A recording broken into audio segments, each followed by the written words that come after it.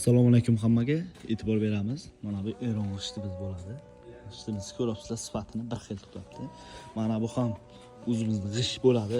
G'ishtni ko'ryapsizlarmi? Kami 50 yil emas, 100 yil bo'lgan desa bo'ladi buni. G'isht ko'ryapsizlar, vobshe. Qillamaydi ham, qillamaydi ham bir xil tutadi. Naydi?